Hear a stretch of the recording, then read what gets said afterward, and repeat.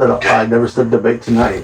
I'm not interested in having that. I didn't say you said tonight. You just said you were tired. Gnosticism. Here, watch this. You just said you were tired. What's Gnosticism? Do what? What is Gnosticism? It's the belief that there is something to be known, the knowing of which changes everything. And I believe that piece of knowledge, and I believe that piece of knowledge is that we are all God, dreaming that we're not. Okay, and how do you know that's true? As far as I can tell, it makes the most sense out of reality as we know it. So to say we're divine makes the most sense of reality? No, that's pantheism. Sure. Hold on. Hold on. So it makes most sense to say that we're all divine? Is that what you're saying? By nature, yes. Different expressions, different persona, right? I'm not a Trinitarian, I'm an Infinitarian. But yes, by nature, we are all one. We are all God. And where'd you get this information? From what authoritative source outside of yourself?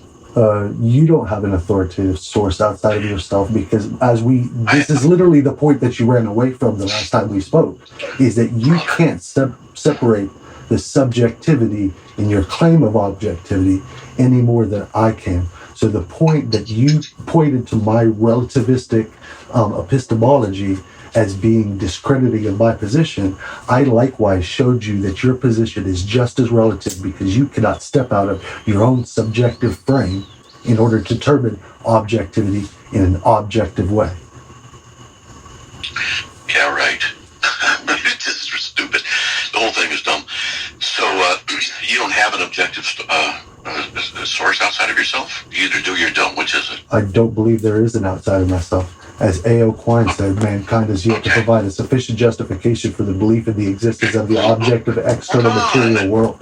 I just asked you a simple question. I don't need a dissertation.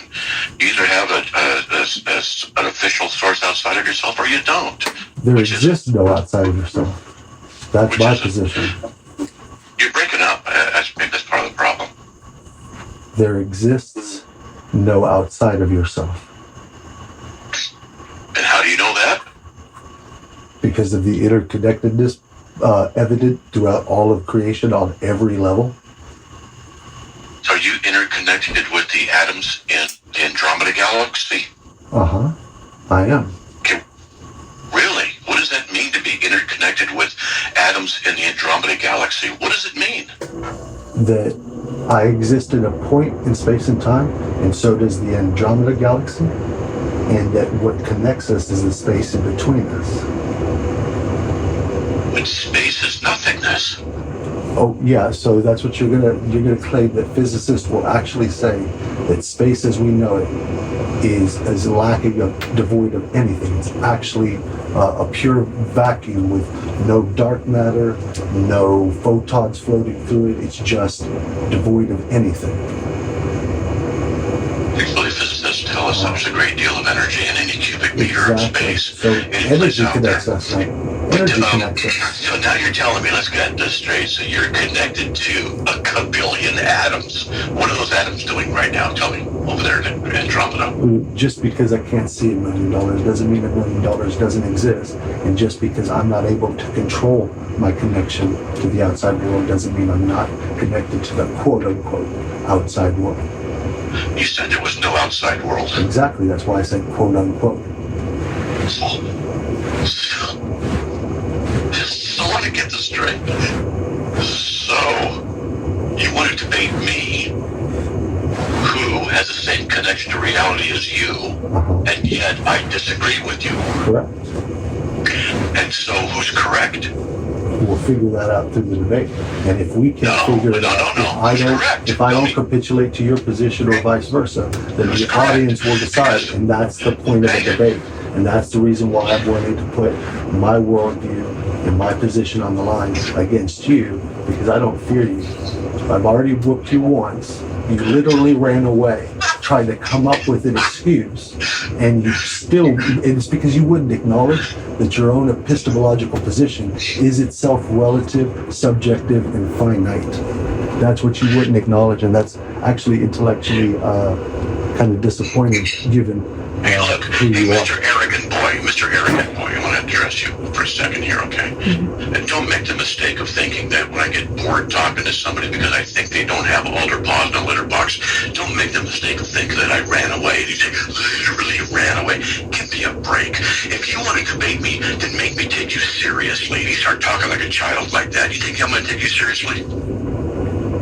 I think you do take You it think so? seriously, and I think I threaten your sense No, you of don't. understanding, No, you don't. and that you can't To be have a honest, straight up you're boring. debate with me. You won't actually, No. as you've already said, you wouldn't No. do it, and it is because you know you'll lose. And I've already whooped you once, and you're trying to reach for something in order to discredit my worldview. We've gone down a number of your rabbit holes, and guess what? You still haven't come up with a point of refutation, period. You do me a favor? Could you look behind you? Wherever you're at, be able to look behind you. I'm just curious. You can do that, right? Right? And then I'd like you to look down behind you.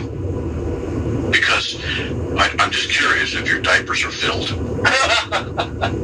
Yeah, that's actually kind of disappointing, bro. I hold you in high stature. I've followed you for a long time, and literally you're going to ad hominems in order to win a perceptual debate because you don't have an intellectual basis to win. Okay. Whatever I don't. Okay, whatever, dude. I don't have an intellectual basis. Okay. Great. Next. Yeah, and so have you ever challenged man? Oh, go ahead. I was having a conversation with Matt over at ACD, and he left, and I saw that he came here, so I was like, Yeah, because people started jumping in. Remember, they have one person conversation at a time. And then the guy goes, I said, please, it's one conversation. He goes, you can leave any time. Okay, fine, I'm out. Oh, God. Okay. I mean, he suggested it, so, but no big deal. Tim didn't do that, did he?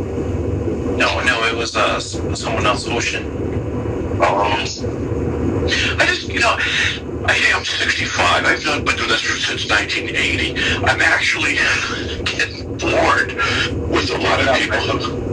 You were just Calvinist did. Well, so like I said, I'm getting more and more bored with people who just I can't take them seriously. I mean, I'm not trying to be mean or anything, but it's like, come on, when someone says, oh, you ran because you didn't have an answer, I'm like, oh, meet me behind the library after school. That's what I see. It's like, just stop. People say, when people start saying, when they start telling me why I ran, because, give me a break. I just want to talk to adults. I don't want to talk to children who are going to do stuff like that. Just, Or noise levels, too. I like talking to people I disagree with when they're polite and they say, hey, I agree with you. Okay, why? Because blah, blah, blah. You don't hear me saying to them, oh, you know what? You didn't have an answer and you ran and I defeated you. Is that a serious comeback for somebody? So have you ever confronted any pantheists? Yeah. Now you just threw me for a loop. Pantheist, yes, but what do you mean by naturalist pantheist? What's that? Well, it's sort of like the lowest common denominator. I read a definition in the Encyclopedia Britannica, and I said, you know what? I guess I'm a pantheist.